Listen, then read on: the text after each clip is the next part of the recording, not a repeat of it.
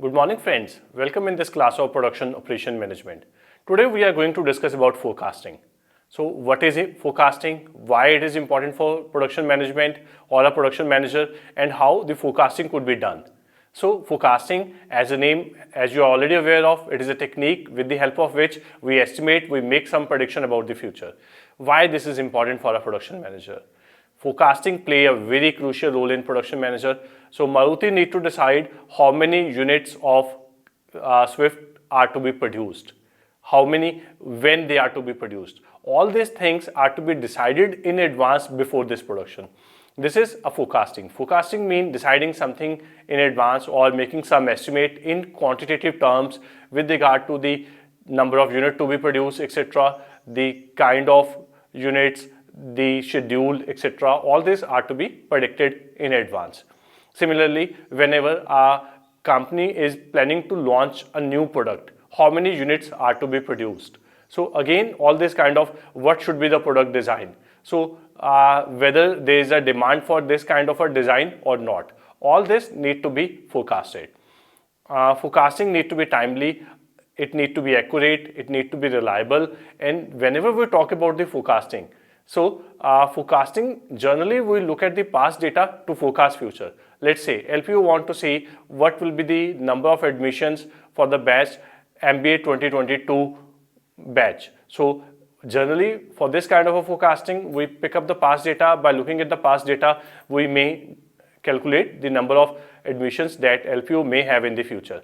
So this is a one technique, but there are different techniques to do the forecasting. Generally, these techniques could be divided into a three broader category.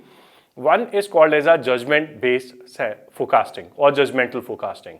Another is called as time series forecasting or time series method. Third is called as a associative method. Now, let's start with the judgment-based forecasting or judgmental method of forecasting. This is a technique under which the forecasting is to be made based upon the judgment. You may take the opinion of your customers, you may take the opinion of your employees, you may take the opinion of the sales force. You have seen lot many organizations are doing some certain kind of the market survey. The purpose is to get the opinion of the customer.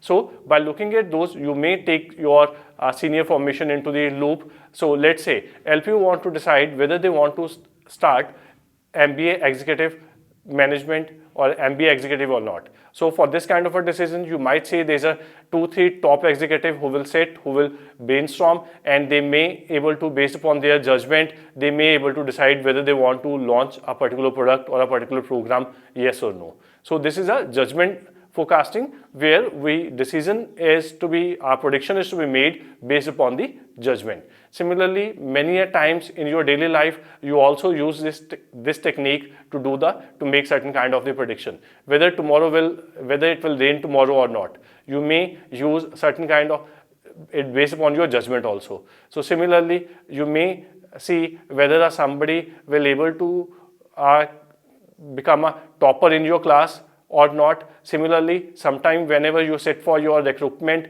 the recruitment officer or the company will make a judgment whether you will make a fit in the organization or not. So that is a judgment-based forecasting. The another method is called as a time series method of forecasting.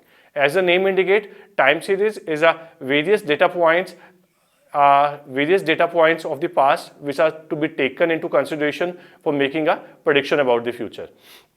So under time series, we have different methods. The first method is called as a naive method of forecasting. So here under naive method, the forecasted figure is equal to the past figure. So let's say I want to invite Mr. A in my house for dinner. I want to predict how many chapatis he may have. So if I have a data of the last day, I assume whatever the last figure will be the forecasted figure. So this is a naive method, the simplest method, but this method suffers certain kind of the limitations.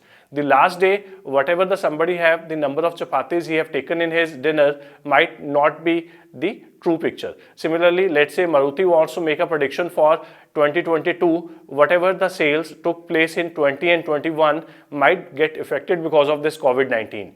And your previous figures may not help you, immediate previous figures may not help you in getting the exact forecast. So it is always better if you will pick up the data of last 2-3 years, and we may take the average, or last 4-5 years, we may decide the time horizon, and we may consider the average of last few years as a method of forecasting. And under this average technique, the drawback is equal weight is given to all the years. So the another technique under time series is called as a moving average. Moving average is a technique, is a 3 years moving average, 4-year or a 5-year moving average, etc. So where we are skipping the previous years and adding every next or current observation.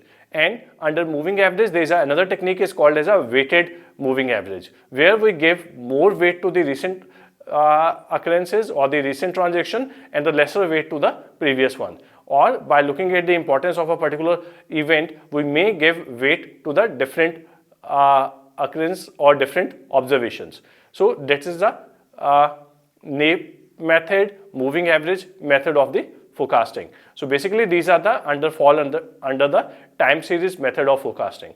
There is a third technique of forecasting is called as a associative method of the forecasting. Here we neither our decision is based upon the judgment, nor our decision is based upon the past data. Rather, for making a prediction, we look at certain kind of the factors. We pick some factor as an independent factor, we pick some factor as a dependent factor, and we generally assume the value of a dependent factor will depend upon the value of the independent factor. So you might see the agriculture productivity is a function of rainfall. You already have done these kind of the examples under a regression method.